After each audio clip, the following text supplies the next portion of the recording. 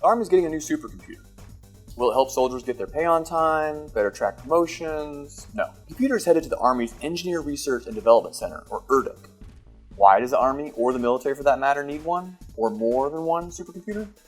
Well, the services are using them for everything from processing millions or even billions of variables for weapon systems deployment, to wargaming, to engineering issues, to cryptography work, or even tracking storms or flooding damage. The new Army system is replacing a soon-to-retire supercomputer called Onyx. The replacement doesn't have quite as cool a name though. Right now it's called the HP Cray EX4000 with AMD Genoa processors. Sounds something out of a 1970s sci-fi flick to me. But the funky name brings with it 9 petaflops of supercomputing capability. And that's not even the most powerful computer in the Army. The service began production last year on 2 supercomputers for its Combat Capabilities Development Command. Those together will add 23.3 petaflops to their inventory.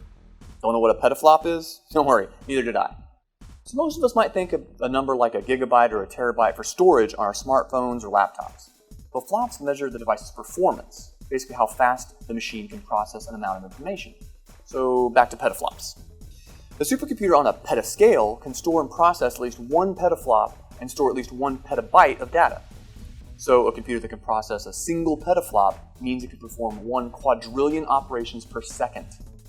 So if you want to keep up with a single petaflop on your old high school scientific calculator, you're going to need to perform 1 calculation every second for the next 31,688,765 years. And as far as supercomputers, the Army's not alone. The Defense Department kicked off a high-performance computing modernization program in 1992.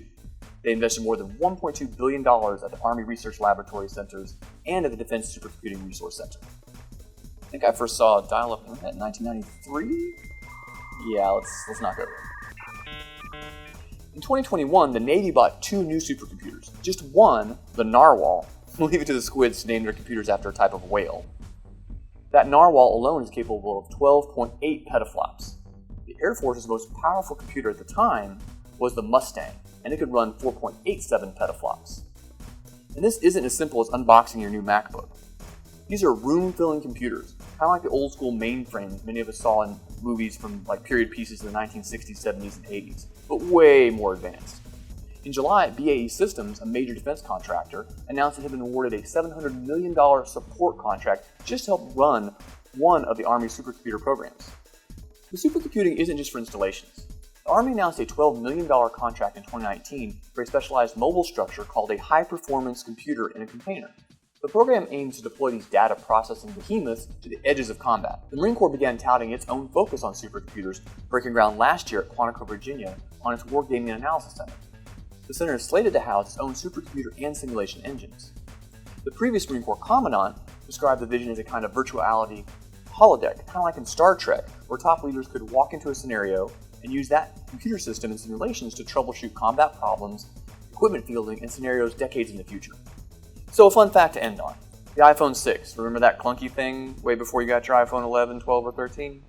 Well, that was nearly 33 times faster than the best computers used by NASA in the late 1960s to run the Apollo space missions. Okay, Apple, your turn. When do I get a petaflop supercomputer smartphone? The ultimate fantasy football advantage. But don't worry, you don't need a supercomputer to track military news you care about. That's because we'll keep you posted, tracking tech and other news. This is Todd South with Military Times.